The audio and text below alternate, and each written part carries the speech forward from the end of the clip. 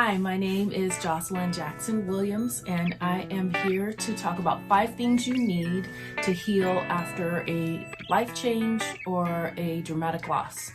So one thing that's very important is you need to know that your coping mechanisms don't heal you.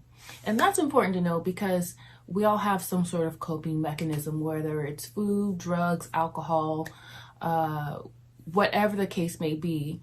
Sometimes we think, like, if I just engage in this thing that I like and I feel better while I'm doing it, that somehow this is going to get me through. Well, it can get you through in the short term, but if you want some lasting, long-term healing, you're going to need to do some other things beyond just the things that kind of help you get through the moment or the day. So after my mom died, I got a for real boba addiction going, and I would have one a day, and that went on for months and months. And I gained a few pounds, like 20. So I realized I got to do something else. So it could only help me, for so long. And that's just the same truth, regardless of what coping mechanism you have, is that it's only going to be for the short term, and you're going to need to take some other steps to get through to a place of healing. A second thing you need to heal after a dramatic loss or a life change is you need to know that there are no stages of grief. And that may sound controversial. It kind of is, but it's the truth. So what happened is, over 50 years ago, Elisabeth Kübler-Ross wrote a book called On Death and Dying, and she was talking about the 5 stages of catastrophic news, of basically when family members find out that someone that they love is going through a debilitating disease that could end their life. These are 5 stages that you may go through in hearing that news. And if you can imagine, 50 years ago, we didn't have that much information in regards to grief and recovery, and so somehow somebody turned it into stages of grief. Elisabeth Kübler-Ross herself said, "Hey, these aren't stages of grief," but I guess nobody listened to that, and so we now talk about those stages as if they are stages of grief. But here's the thing, it's so important to know that they aren't stages of grief, because there's no linear process when it comes to grieving. Everybody is going to grieve in a different way. So, for instance, way back in the day, I used to believe that these were stages of grief. So I was really monitoring my grief after my mom died based off of these stages. And I had gotten myself up to the 3rd stage, and then had a bad day and was right back to 1. So I thought, I was doing it wrong and I wasn't progressing. And you can imagine when you're in so much pain after whatever loss you're going through, that all you want is to feel better, and all you want is to get past this. So to feel like you're regressing is so debilitating. And so it just really doesn't help whatsoever. And when you think of it, when you look at the kind of idea of being these 5 stages, here's what that 5 stages looks like. And it seems like a super linear process, but here is what it actually feels like when you're going through it, when you are feeling something that's just devastating. It's like a roller coaster of emotions, and it is unpredictable, and you can't go from A to Z in some perfect package. So please relieve yourself of feeling like you have to go through particular stages. It's going to be different for everybody. A third thing you need to heal after a dramatic loss or a life change is you need to know that it is okay if you don't feel okay. Sometimes we feel so much pressure to put on a brave face and look like we have it go all together when we don't, when we're feeling hurt on the inside. But as long as we can look like we got it together on the outside, that's okay. There's no need to do that.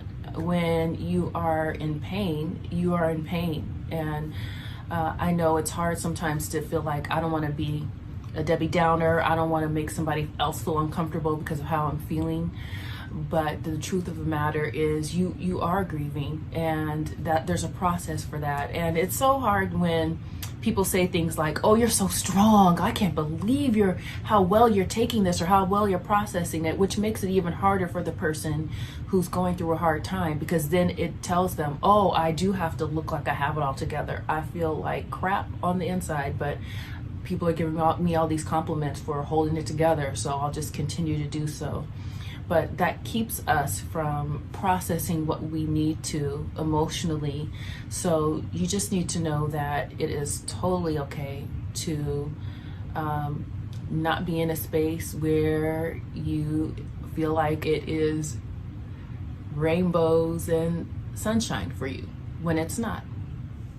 A fourth thing you need to heal after a dramatic loss or a life change is to get your healing community.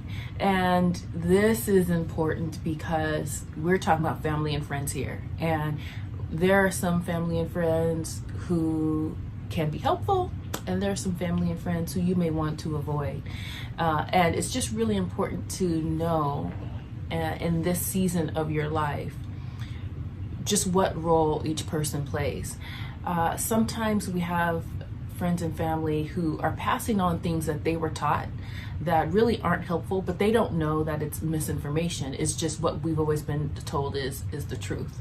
So if you are in a situation with someone that you just, something that they say rubs you the wrong way, I just say, love them. You don't have to kick them out of your life, but just be very conscious about, here are the people who I consider to be safe people, who I feel are calming and healing to my spirit when I talk to them, and make that your community of healing in the time being. And the last thing I'll mention today for things that you need in order to heal after a dramatic loss or life change is you need to know that regardless of how bad you might feel right now, that there is a way to recover from the pain.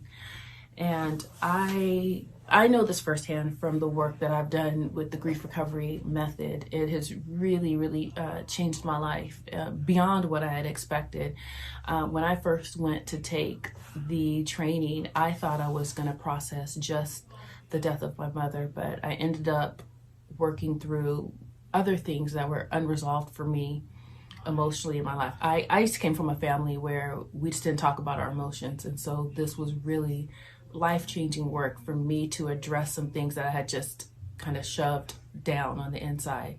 I'm going to leave in the comments below how you can reach out to the Institute if you're looking for some help, if you really want to overcome some of the pain that you're feeling, particularly because sometimes when we have the pain long enough, it starts to feel like this is just how it's going to be forever. It's never going to get any better, but it can get better.